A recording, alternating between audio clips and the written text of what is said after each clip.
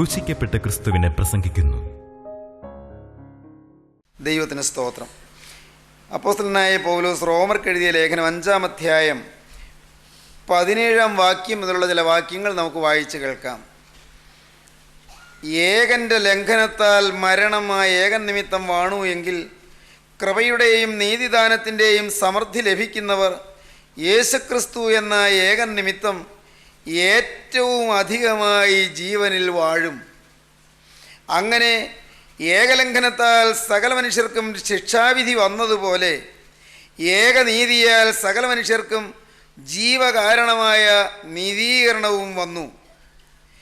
ഏകമനുഷ്യൻ്റെ അനുസരണക്കേടിനാൽ അനേകർ പാപികളായി തീർന്നതുപോലെ ഏകൻ്റെ അനുസരണത്താൽ അനേകർ നീതിമാന്മാരായി തീരും. നീതിമാനായി തീരുന്നത് എങ്ങനെ?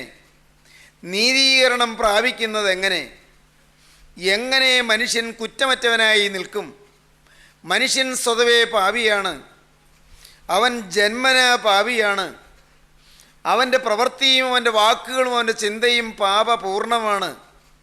മനുഷ്യൻ പാപമയമാണ്. പാപം ചെയ്യാത്തപ്പോഴും മനുഷ്യൻ പാപിയാണ്. പാപത്തിൻ്റെ പ്രവൃത്തി വരാത്തപ്പോഴും മനുഷ്യൻ പാപിയാണ്. പാപത്തിൻ്റെ വാക്കുകൾ വരാത്തപ്പോഴും മനുഷ്യൻ പാപിയാണ്. പാപത്തിൻ്റെ ചിന്തകൾ വരാത്തപ്പോഴും മനുഷ്യൻ പാപിയാണ്. ഒരു വ്യത്യാസവുമില്ല. എല്ലാവരും പാപം ചെയ്തു ദൈവ തേജസ്സില്ലാത്തവരായി തീർന്നു. മനുഷ്യൻ പാപിയാണ്. മനുഷ്യൻ്റെ നേച്ചർ, അവൻ്റെ പ്രകൃതി പാപപൂർണമാണ്. മനുഷ്യൻ്റെ സ്വഭാവം പാപമയമാണ്. പാപത്തിലാണ് നാം ഓരോരുത്തരും നിയമിക്കപ്പെട്ടിരിക്കുന്നത്. നാം ഓരോരുത്തരും സംഘടിതരായിരിക്കുന്നത്, സംഘടിക്കപ്പെട്ടിരിക്കുന്നത്, കോൺസ്റ്റിറ്റ്യൂട്ടഡായിരിക്കുന്നത്. നാം ഓരോരുത്തരും നിർമ്മിക്കപ്പെട്ടിരിക്കുന്നത് പാപത്തിലാണ്. ഇതാ ഞാൻ അകൃത്യത്തിൽ ഉരുവായി, പാപത്തിൽ എൻ്റെ അമ്മ എന്നെ ഗർഭം ധരിച്ചു എന്നാണല്ലോ സങ്കീർത്തനക്കാരനായ ദാവീദ് 51-ാം സങ്കീർത്തനത്തിൽ പാടുന്നത്. ഇതാ ഞാൻ അകൃത്യത്തിൽ ഉരുവായി, പാപത്തിൽ എൻ്റെ അമ്മ എന്നെ ഗർഭം ധരിച്ചു. ഒരു വ്യത്യാസവുമില്ല. എല്ലാവരും പാപം ചെയ്തു ദൈവ തേജസ്സില്ലാത്തവരായി തീർന്നു. പാപിയായി തീർന്ന മനുഷ്യൻ എക്കാലത്തും അന്വേഷിച്ചു കൊണ്ടിരിക്കുന്നു, പാപത്തിന് എന്താണൊരു പരിഹാരം? പാപത്തിൽ നിന്നൊരു മുക്തി പ്രാപിക്കുന്നത് എങ്ങനെ? പാപത്തിൽ നിന്ന് വിമോചനം കിട്ടുന്നത് എങ്ങനെ? പാപപ്രവണതകളൊന്ന് ഒഴിവാക്കി കിട്ടുന്നത് എങ്ങനെ? പാപശീലങ്ങൾ മാറിക്കിട്ടുന്നത് എങ്ങനെ? പാപത്തിൻ്റെ പ്രകൃതി എൻ്റെ ജീവിതത്തിൽ നിന്ന് ഒഴിവായി കിട്ടുവാൻ ഞാൻ എന്താണ് ചെയ്യേണ്ടത്? മർത്യൻ നീതിമാനാകുന്നത് എങ്ങനെ? എങ്ങനെ എനിക്കൊരു നീതിമാനായിത്തീരാം? എനിക്ക് നീതീകരണം കിട്ടും. ഞാൻ മുഴുവനായി പാപത്തിൽ പിറന്നവനാണ്. എൻ്റെ ആളത്വം മുഴുവൻ പാപമാണ്.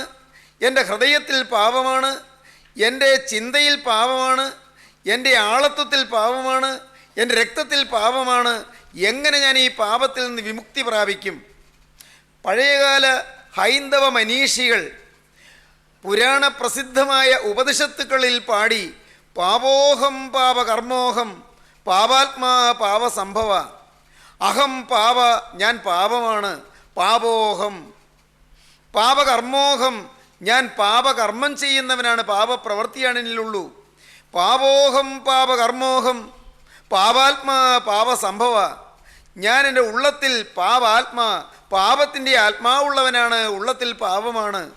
പാപസംഭവ, ഞാൻ പാപത്തിൽ സംഭവിച്ചവനാണ്, പാപത്തിൽ ജനിച്ചവനാണ്. പാപോഹം പാപകർമ്മോഹം പാപാത്മാ പാപസംഭവ, ത്രാഹിമാം പുണ്ടരീകാക്ഷ സർവയജ്ഞേശ്വരോ ഹരി. അങ്ങനെയാണ് പൂർവികന്മാരായ ചിന്തകന്മാരായ മനീഷികളായ ബുദ്ധിജീവികളായ പണ്ഡിത വരേണ്യന്മാരായ താത്വിക ആചാര്യന്മാർ പാടിയത്. ഞാൻ പാപമാണ്, ഞാൻ പാപമയമാണ്. ഈശ്വര, എന്നെ പാപത്തിൽ നിന്ന് ത്രാണനം ചെയ്യണമേ. ത്രാഹി മാം, മാം ത്രാഹി, എന്നെ രക്ഷിക്കണമേ. ത്രാഹി മാം പുണ്ടരീകാക്ഷ, മഹേശ്വരനായ സർവജഗം നിയന്താവേ, എന്നെ പാപത്തിൽ നിന്ന് സമുദ്ധരിക്കണമേ എന്നാണ് അന്ന് ആ പൂർവിക പണ്ഡിതന്മാർ പാടിയത്. പ്രാതസ്നാനമന്ത്രം എന്ന് പറയുന്ന പ്രഭാതത്തിൽ ഈശ്വര സ്തുതിയോടുകൂടി സ്നാനം നടത്തുമ്പോൾ ചെയ്യുന്ന മന്ത്രത്തിൽ പുണ്യവാന്മാരായിരുന്ന ആ പൂർവികന്മാർ പാടിയത് അങ്ങനെയാണ്, ഞാൻ മുഴുവൻ പാപമാണെന്നാണ്. സഹോദരങ്ങളെ, എല്ലാ ബുദ്ധിജീവികളും ഇക്കാര്യം അംഗീകരിക്കും. മനുഷ്യ മനസ്സിൽ വേരോടിക്കിടക്കുന്ന പ്രവണതയാണ് പാപം. മുഴുവൻ പാപമയമാണ്. പാപമയമായ മനുഷ്യനെ പാപത്തിൽ നിന്ന് ഉദ്ധരിക്കാൻ എന്താണ് മാർഗം? അത് ലോകത്തിൻ്റെ ആരംഭം മുതൽ മനീഷ തേടിയിട്ടുണ്ട്. മനുഷ്യൻ്റെ ബുദ്ധി അന്വേഷിച്ചിട്ടുണ്ട്. മനുഷ്യൻ്റെ ബുദ്ധി അതിനുവേണ്ടി ത്വരിതഗതിയിൽ ബൗദ്ധിക പ്രയാണം ചെയ്തിട്ടുണ്ട്. പക്ഷേ മനുഷ്യനതിൽ പരാജയപ്പെട്ടിട്ടേ ഉള്ളൂ. പാപത്തിൽ നിന്ന് മുക്തി കിട്ടുന്നില്ല, ചിന്തകൾ മാറിക്കിട്ടുന്നില്ല, വിചാരങ്ങളിൽ വിശുദ്ധി ലഭിക്കുന്നില്ല, വികാരങ്ങളിൽ പരിശുദ്ധി ലഭിക്കുന്നില്ല, ആളത്വം സംശുദ്ധമാകുന്നില്ല. എന്തു വേണ്ടു? സഹോദരങ്ങളെ, ഇവിടെ നാം വായിക്കുന്നു വ്യക്തമായ മറുപടി.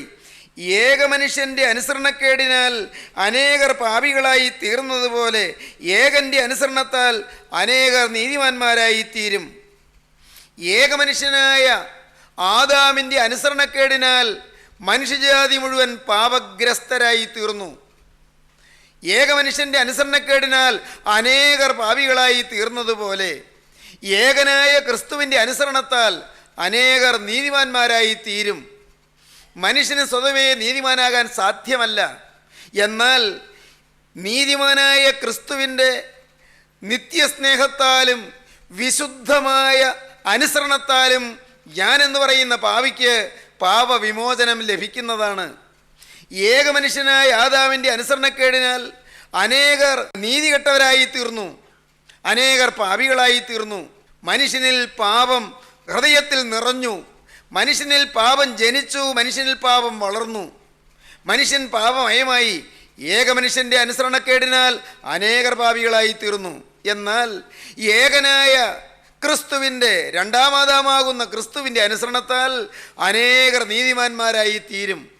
സഹോദരങ്ങളെ, ക്രിസ്തുവിൻ്റെ അനുസരണത്താൽ നാം നീതിമാന്മാരായി തീരും. മനസ്സിലാക്കാൻ പ്രയാസമുള്ള ഒരു വേദശാസ്ത്ര സത്യമാണത്. ശാസ്ത്രം അറിയണമെന്നില്ല, തത്വചിന്തകൾ അവബോധം ലഭിക്കണമെന്നില്ല.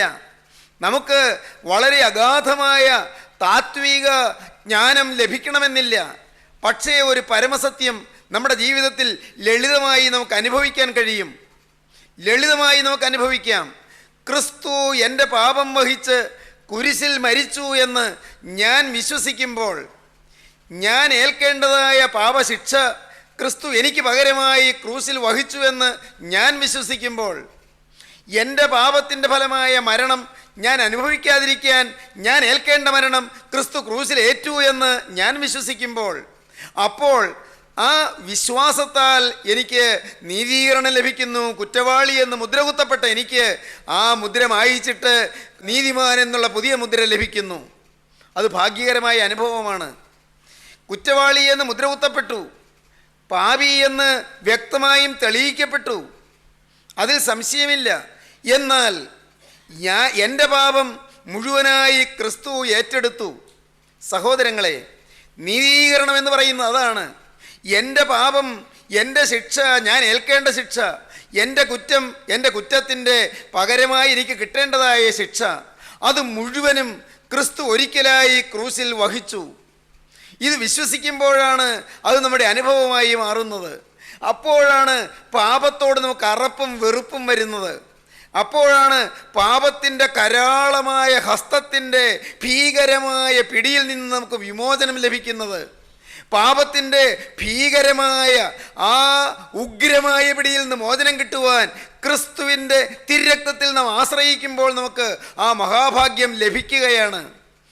ഏകൻ്റെ അനുസരണക്കേടിനാൽ അനേകർ പാപികളായി തീർന്നതുപോലെ ഏകൻ്റെ അനുസരണത്താൽ അനേകർ നീതിമാന്മാരായി തീരും. പ്രിയപ്പെട്ടവരെ, കുരിശിന്മേൽ കിടന്നുകൊണ്ട് 7 തിരുമൊഴികൾ നമ്മുടെ കർത്താവ് അരുളി ചെയ്തു.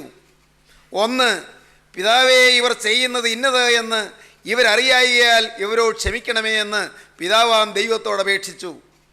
2, ഇന്ന് നീ എന്നോടുകൂടി പറുദീസിൽ ഇരിക്കുമെന്ന് അനുതപിച്ച കള്ളനോട് സ്വർഗം വാഗ്ദത്തം ചെയ്ത് സംസാരിച്ചു.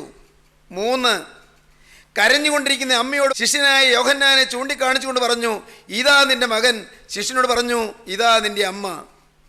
4-ാമത്തെ തിരുവചനം കട്ടിക്കൂരിരുട്ടിൻ്റെ മധ്യത്തിൽ വെച്ച് ക്രിസ്തു പറഞ്ഞു, എൻ്റെ ദൈവമേ, എൻ്റെ ദൈവമേ, നീ എന്നെ കൈവിട്ടതെന്ത്. 5-ാമത്തെ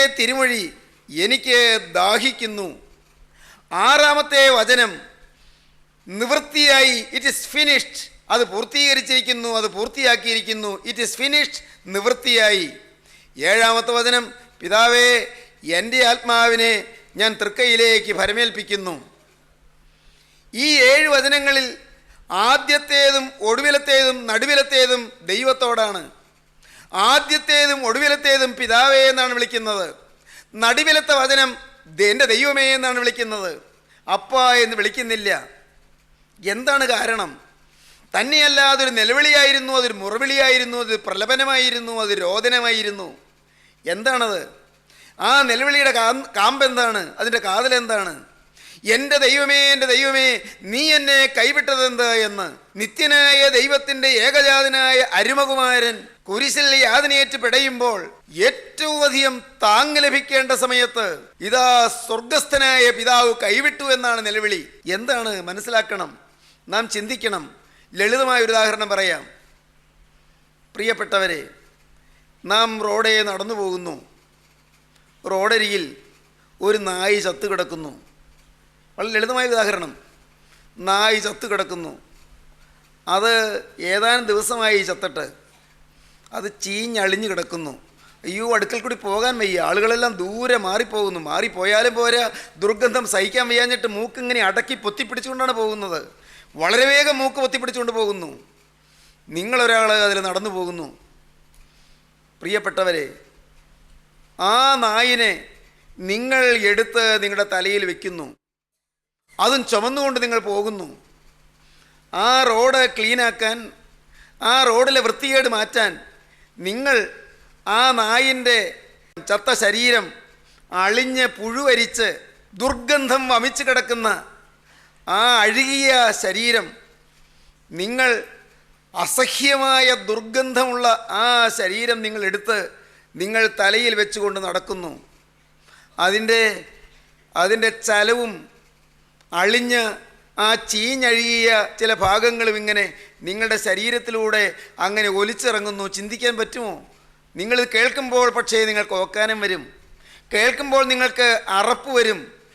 അത്യന്തം ജുഗുപ്സാവഹമായൊരു കാര്യം, അത്യന്തം വേദനാകരമായൊരു കാര്യം, സഹിക്കാൻ വയ്യാത്തൊരു കാര്യം. പ്രിയപ്പെട്ടവരെ, യേശുക്രിസ്തു ക്രൂശിൽ നിർവഹിച്ചതിൻ്റെ എത്രയോ നിസ്സാരമായൊരു ഉദാഹരണമാണത്. പാപത്തെ തൊടാൻ വയ്യാത്ത ക്രിസ്തു, പാപത്തെക്കുറിച്ച് ചിന്തിക്കാൻ പോലും വയ്യാത്ത ക്രിസ്തു, എൻ്റെയും നിങ്ങളുടെയും പാപം അവിടുന്ന് ക്രൂശിൽ വഹിച്ചപ്പോൾ ഏറ്റവും ദുർഗന്ധം നിറഞ്ഞ മനുഷ്യൻ്റെ ജീവിതത്തിലെ പാപങ്ങൾ, അഴുക്കുകളെല്ലാം ക്രിസ്തു ക്രൂശിൽ വഹിച്ചപ്പോൾ അവിടുത്തെ മേൽ പാപം ചുമത്തപ്പെട്ടു. ദുർഗന്ധം വമിച്ചുകൊണ്ടിരുന്നു. ആരുടെ? ക്രിസ്തുവിൻ്റേതല്ല. അവിടം വൃത്തിയാക്കുവാൻ, അവിടം ക്ലീനാക്കുവാൻ, ആ വഴിയൊന്ന് സംശുദ്ധമാക്കുവാൻ, ആ ചീഞ്ഞളിഞ്ഞ ശരീരം, നായിൻ്റെ ശരീരം മനുഷ്യനെടുത്ത് ചുമന്നുകൊണ്ട് പോകുന്നത് പോലെ നമ്മുടെ ജീവിതം സംശുദ്ധമാക്കാൻ യേശു നമ്മുടെ പാപം എടുത്ത് തൻ്റെ ചുമലിലേറ്റി. നിത്യനായ ദൈവത്തിന് പാപത്തിലേക്ക് നോക്കാൻ സാധ്യമല്ല. പാപം അഴുക്കാണ്, പാപം പൈശാചികമാണ്. നിത്യനായ ദൈവം ഉയരത്തിൽ നോക്കിയപ്പോൾ ഇതാ പാപം കാണുന്നു. പാപമാക്കപ്പെട്ട സ്വന്തം പുത്രനെ കാണുന്നു. പാപമാക്കപ്പെട്ട മിശിഹായെ കാണുന്നു. പ്രിയപ്പെട്ടവരെ, ഈ വാക്ക് വേദപുസ്തകത്തിലുള്ളതാണ്. ബൈബിളിൽ കൊരിന്ത്യർക്കെഴുതിയ 2-ാമത്തെ ലേഖനം 5-ാം അധ്യായം 21-ാം വാക്യം മുതൽ വായിക്കുമ്പോൾ കാണാം, പാപം അറിയാത്തവനെ നാം അവനിൽ ദൈവത്തിന് നീതിയാകേണ്ടതിന് അവൻ നമുക്ക് വേണ്ടി പാപമാക്കി. പാപം അറിയാത്തവനെ നാം അവനിൽ ദൈവത്തിന് നീതിയാകേണ്ടതിന് ദൈവം അവനെ നമുക്ക് വേണ്ടി പാപമാക്കി. പാപമാക്കപ്പെട്ട മിശിഹ, ദൈവത്തിൻ്റെ വലിയ നാമം മഹത്വപ്പെടട്ടെ. സ്വർഗത്തിലെ ദൈവം നോക്കിയപ്പോൾ തൻ്റെ പുത്രൻ്റെ നേരെ കണ്ണടയ്ക്കേണ്ടി വന്നു. പാപത്തിലേക്ക് നോക്കാൻ സാധ്യമല്ല. തൻ്റെ ഓമനപുത്രൻ പാപം വഹിച്ചു നിൽക്കുന്നു. ദൈവം നിയമിച്ചതും നിരൂപിച്ചതും തന്നെയാണ്. അങ്ങനെയേ മനുഷ്യൻ്റെ പാപം മാറ്റാൻ കഴിയുകയുള്ളൂ. ഞാൻ കഴിഞ്ഞൊരവസരത്തിൽ പറഞ്ഞതുപോലെ, വെള്ളത്തിൽ താണുപോകുന്ന മനുഷ്യന് ഉപദേശം കിട്ടിയിട്ട് കാര്യമില്ല. വെള്ളത്തിൽ താണു മുങ്ങിപ്പോകുന്ന മനുഷ്യനെ ഏതെങ്കിലും തത്വചിന്തകൾ ഉപദേശിച്ചാൽ ഫലമില്ല. കൈ ആഞ്ഞു തുഴയൂ, നീട്ടി വീശി തുഴയൂ, നല്ലതുപോലെ നീന്തൂ, കൈയും കാലും നീട്ടി നീട്ടി വീശി വീശി തുഴയൂ എന്ന് പറഞ്ഞിട്ട് പ്രയോജനമില്ല. ഉപദേശങ്ങൾ കൊടുക്കാം, പക്ഷേ താണുപോകുന്നതിന് ഉപദേശം പ്രയോജനമല്ല. അവന് വേണ്ടത് നല്ല ബലിഷ്ഠമായ ഭുജങ്ങളുള്ള കരുണാമയനായ സ്നേഹവാനായ ഒരു മനുഷ്യൻ്റെ സഹായമാണ്. സഹായിക്കുവാൻ നീട്ടുന്ന കരം. താണുപോകുന്ന മനുഷ്യൻ നിസ്സഹായനാണ്. അവൻ വെള്ളത്തിൻ്റെ അടിയിലേക്ക് താണു പോവുകയാണ്. അവനെ താങ്ങി താങ്ങി ഉയർത്തിയെടുക്കുന്ന ബലിഷ്ഠ ഭുജങ്ങളാണ് ആവശ്യം. ക്രിസ്തു നമുക്ക് വേണ്ടി നമ്മുടെ പാപം വഹിച്ചു. നോക്കിയപ്പോൾ പിതാവിൻ്റെ തിരുമുഖം മറഞ്ഞു. പിതാവ് പുത്രനെ കൈവിട്ടതല്ല. പുത്രൻ്റെ മേൽ ചുമത്തപ്പെട്ട പാപം അത് കണ്ടപ്പോൾ നിത്യനായ പിതാവിന് കണ്ണടയ്ക്കേണ്ടി വന്നു. അതാണ് ഘോരമായ കൂരിരുട്ട് ആ നട്ടുച്ച നേരത്തുണ്ടായത്. ഘോരമായ കൂരിരുട്ട്, നട്ടുച്ചയ്ക്ക് ഇരുട്ട് വന്നതിൻ്റെ രഹസ്യം അതാണ്. നിത്യനായ ദൈവം കുരിശന്മേൽ അതിവേദനയോടെ പിടഞ്ഞുകൊണ്ട് മനുഷ്യൻ്റെ പാപം മുഴുവൻ, തനിക്ക് ഒരിക്കലും തൊടാനോ അടുക്കാനോ വയ്യാത്ത പാപം മുഴുവൻ തൻ്റെ മേൽ വഹിച്ചുകൊണ്ട് ദുർഗന്ധം വമിക്കുന്ന മനുഷ്യ ജീവിതത്തിന് ചീഞ്ഞഴുകിയ വശങ്ങളെല്ലാം ചുമന്നുകൊണ്ട് രാജാധിരാജൻ കുരിശിന്മേൽ കിടക്കുന്നത് കണ്ടപ്പോൾ സൂര്യൻ കണ്ണു ചിമ്മിപ്പോയി. സൃഷ്ടാവിൻ്റെ നഗ്നത കാണാതിരിപ്പാൻ സൃഷ്ടി കണ്ണ് ചിമ്മി, കണ്ണടച്ചു. സഹോദരങ്ങളെ, എന്താണ് ഈ കേൾക്കുന്നത്? എൻ്റെ പാപം വഹിപ്പാൻ, സ്നേഹിത നിൻ്റെ പാപം വഹിപ്പാൻ, മകളെ നിൻ്റെ പാപം വഹിപ്പാൻ യേശു കുരിശിൽ ഇതാ നിസ്സഹായനെ പോലെ കിടന്നു. 69-ാമത്തെ സങ്കീർത്തനവും 22-ാം സങ്കീർത്തനവും എല്ലാം വായിക്കുമ്പോൾ കാണും, ഞാൻ ഭ്രമിച്ചു നോക്കിയെങ്കിലും സഹായിപ്പാൻ ആരെയും കണ്ടില്ല. ഞാൻ നോക്കി സഹതപിപ്പാൻ ആരെങ്കിലും ഉണ്ടോ എന്ന് നോക്കി, സഹതപിപ്പാൻ ആരെയും കണ്ടില്ല. ഞാൻ പരിഭ്രാന്തിയോടെ നോക്കി തുണപ്പാൻ ആരെയും കണ്ടില്ല. ആരുമില്ല.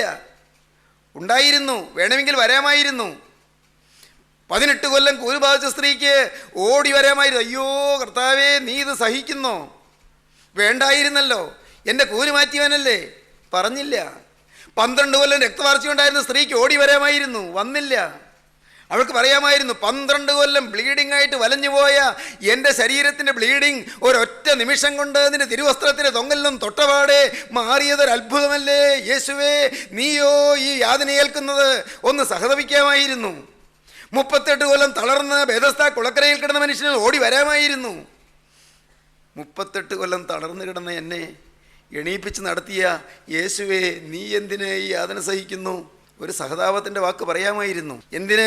3.5 കൊല്ലം കൂടെ നടന്ന അത്ഭുതങ്ങൾ കണ്ട ശിഷ്യന്മാർ പോലും ആ സമയത്ത്, അത്യാവശ്യ സമയത്ത് ഇട്ടിട്ട് ഓടിപ്പോയി. ഇടയൻ വെട്ടേറ്റു, ആടുകൾ ചിതറിപ്പോയി. സ്നേഹിതരെ, ക്രൂശിൻ്റെ വഴി അതാണ്. ക്രൂശിൻ്റെ വഴി രക്ഷയുടെ വഴി, ക്രൂശിൻ്റെ വഴി പാപമോചനത്തിൻ്റെ വഴി, ക്രൂശിൻ്റെ വഴി ത്യാഗത്തിൻ്റെ വഴി. യേശുക്രിസ്തു കാണിച്ചു തന്ന വഴി നിന്ദനത്തിൻ്റെയും ആക്ഷേപത്തിൻ്റെയും പരിഹാസത്തിൻ്റെയും വഴി ആയത് എന്തുകൊണ്ട്? മനുഷ്യൻ്റെ പാപം അത് നിന്ദയാണ്, മനുഷ്യൻ്റെ അശുദ്ധി അത് മ്ലേച്ഛതയാണ്. അതെല്ലാം യേശു വഹിച്ചു. അങ്ങനെ യേശു നിന്ദിതനായി തീർന്നു. തന്നെ കാണുന്നവർക്ക് കരുണ തോന്നാൻ സാധ്യമല്ലാത്ത വിധത്തിൽ അവൻ നിന്ദിതനായിപ്പോയി.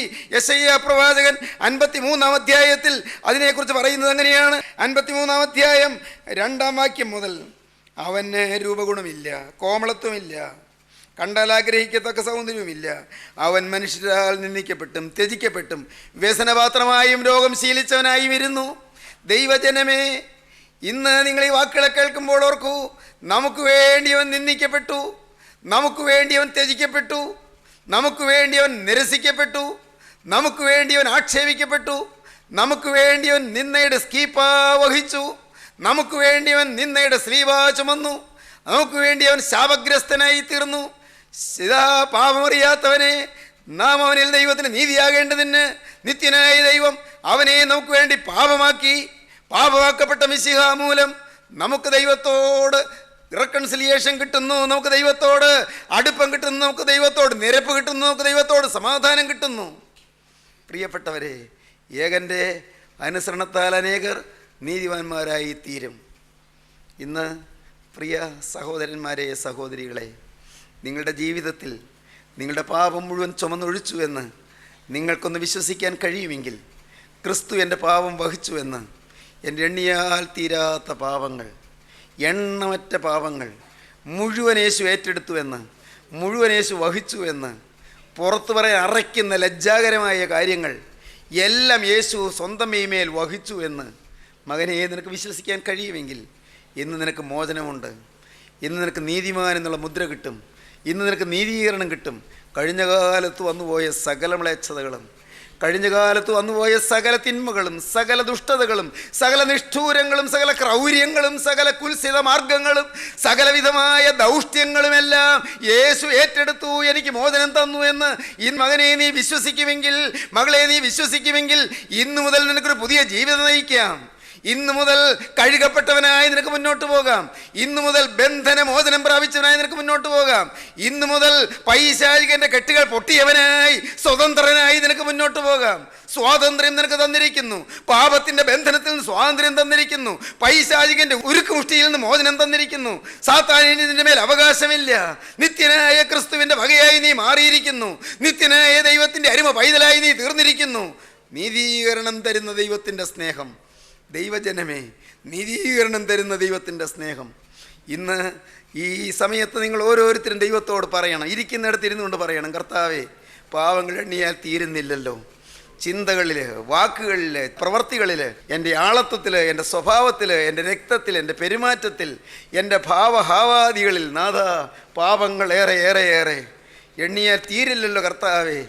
എന്നാൽ ഇന്ന് ഈ വാക്കുകൾ ഞാൻ കേൾക്കുമ്പോൾ, ഉടയവനെ, നിന്നോട് ഞാനൊരു വാക്ക് പറയട്ടെ. എൻ്റെ പാപം പേറി കുരിശിൽ നിന്നാവിഷയമായി മരിച്ച യേശുവേ, എൻ്റെ പാപവും ശാപവും ഏറ്റെടുത്ത യേശുവേ, ആ ക്രൂശ് മരണത്തിൽ ഞാൻ വിശ്വസിക്കുന്നു. കർത്താവേ, ക്രൂശിൽ നിന്ന് അരിമത്യക്കാരൻ യോസേപ്പ് നിന്നെ ഇറക്കിയേറ്റ് ചുമലിലേക്ക് അടുപ്പിച്ചതുപോലെ ഇന്ന് ഉടയവനെ, നിന്നെ ഞാൻ എൻ്റെ മാറോടക്കാൻ ആഗ്രഹിക്കുന്നു. എൻ്റെ മാറിലേക്ക് അണയ്ക്കാൻ ഞാൻ ആഗ്രഹിക്കുന്നു. എൻ്റെ ഈ നീചമായ മാറ്, എൻ്റെ ഈ വഞ്ചനയുള്ള മാറ്, എൻ്റെ ഈ അഴുക്ക് നിറഞ്ഞ മാറ്, എൻ്റെ ഈ അശുദ്ധമായ ഹൃദയം, നാഥ, എൻ്റെ ദ്രവ്യാഗ്രഹം പൂണ്ട ഹൃദയം, എൻ്റെ ദൈവമേ, എൻ്റെ സ്വാർത്ഥത മുറ്റിയ ജീവിതം, എൻ്റെ ദൈവമേ, എൻ്റെ വഴക്കും പിണക്കവും കലഹവും വൈരാഗ്യവും പകയും വിദ്വേഷവും നീരസവും കയ്പുമുള്ളതായ എൻ്റെ ഹൃദയം ഞാനിതാ നിനക്ക് തരികയാണ്. നിന്നെ ഞാൻ മാറോളം അടക്കി പിടിക്കട്ടെ. നിന്നെ വഹിച്ചുകൊണ്ട് ഞാനൊരു യാത്ര ചെയ്യട്ടെ. നിന്നിൽ ലയിക്കട്ടെ, നിന്നിൽ അലിയട്ടെ. നീ എന്നിൽ ലയിക്കട്ടെ, നീ എന്നിൽ അലിയട്ടെ. യേശുമയമായി ഞാനും തീരട്ടെ. യേശുവിൽ ഞാനൊന്ന് ലയിക്കട്ടെ. യേശുവിൻ്റെ ദിവ്യശക്തി എന്നിലൂടെ ഒന്ന് ഒഴുകട്ടെ. യേശുവിൻ്റെ ദിവ്യപ്രഭാവം എന്നിൽ വർദ്ധിക്കട്ടെ. യേശുവിൻ്റെ സർവ്വജന സംരക്ഷണത്തിനുള്ള അത്ഭുത കൃപകൾ എൻ്റെ മേൽ പകരട്ടെ. എല്ലാവരെയും ആമോദിപ്പിക്കുന്നതായ, എല്ലാവരെയും ആനന്ദിപ്പിക്കുന്നതായ രക്ഷയുടെ സന്തോഷ സൗകുമാര്യം കൊണ്ട് എൻ്റെ ജീവിതം തളിർക്കട്ടെ, എൻ്റെ ജീവിതം കുതിക്കട്ടെ. നാഥ, ഇന്ന് എന്നെ തന്നെ നിന്റെ കരങ്ങളിലേക്ക് ഞാൻ തരുന്നു. നമുക്ക് സമർപ്പിക്കാം, നമുക്ക് പ്രാർത്ഥിക്കാം. രക്ഷകനായ മിശിഹാ തമ്പുരാനെ, അവിടുത്തെ അൻപുള്ള വചനങ്ങൾക്കായി സ്തോത്രം. ഞങ്ങളുടെ ലജ്ജാകരമായ പാപങ്ങൾ വഹിച്ചുകൊണ്ട് കുരിശിൽ മരിച്ച രക്ഷകനായ മിശിഹാ തമ്പുരാനെ, ഇന്ന് ഞങ്ങളിതാ അവിടുത്തെ പാദപീഠത്തിൽ വന്ന് കുരിശിൽ പിടഞ്ഞു മരിച്ച അവിടുത്തെ തിരുമേനി ഞങ്ങളുടെ മാറോട് ഞങ്ങൾ അടക്കി പിടിക്കുന്നു. ഇന്നു മുതൽ യേശുവേ, ഒരു പുതിയ സൃഷ്ടിയായി ജീവിപ്പാൻ ഞാനിതാ തീരുമാനമെടുക്കുന്നു. ഒരു പുതിയ മനുഷ്യനായി, പാപം തൊടാത്തവനായി, പാപം ഏശാത്തവളായി, ഒരു പുതിയ സൃഷ്ടിയായി ഇന്നു മുതൽ ജീവിപ്പാൻ ഞാനിതാ തീരുമാനിക്കുന്നു. എൻ്റെ മേൽ നിന്റെ കരം വെക്കണമേ. 2000 വർഷം മുമ്പ് ഉയർത്തെഴുന്നേറ്റ മിശിഹാ തമ്പുരാനെ, നീ എന്നിൽ ഉയർത്തെഴുന്നേൽക്കണമേ. നീ എന്നിൽ ജീവിക്കണമേ. നീ എന്നിൽ ചലിക്കണമേ. നീ എന്നിൽ സംസാരിക്കണമേ. നീ എന്നിൽ പ്രവർത്തിക്കണമേ. നീ എന്നിലൂടെ ചിന്തിക്കണമേ. നീ എന്നെ മുഴുവനായി ഏറ്റെടുക്കണമേ. എന്നിൽ നീ ലയിക്കണമേ. എന്നിൽ നീ വസിക്കണമേ. എന്നെ സ്വർഗീയ ശക്തികളുടെ നിക്ഷേപമാക്കി മാറ്റണമേ. സ്വർഗീയ കൃപകളുടെ ശ്രീവണ്ണാരെ പോലെയാക്കി എന്നെ മാറ്റണമേ. എല്ലാവരെയും അനുഗ്രഹിക്കണമേ. വചനം കേട്ടവരുടെ മേൽ പരിശുദ്ധാത്മാവിന് നൽവരെ ഇറങ്ങണമേ. വചനം കേട്ടവർക്ക് എല്ലാവർക്കും അത്ഭുത കൃപകൾ നൽകണമേ. തീജ്വാല പകരണമേ. സ്വർഗീയ കൃപകൾ, വാഴ്വുകളും അനുഗ്രഹങ്ങളും പകരണമേ. രോഗസൗഖ്യം നൽകണമേ. പാപശാപങ്ങൾ നീക്കണമേ. പൈശാചിക ബന്ധനങ്ങൾ അഴിക്കണമേ. സാത്താന്റെ കോട്ടകൾ തകർക്കണമേ. കുടുംബ സമാധാനം നൽകണമേ. യേശുക്രിസ്തുവിന്റെ രക്ഷണ്യ നാമത്തിൽ യാചിക്കുന്ന പിതാവേ, കൃപയോടെ കേൾക്കുമാറാകണമേ. ആമീൻ.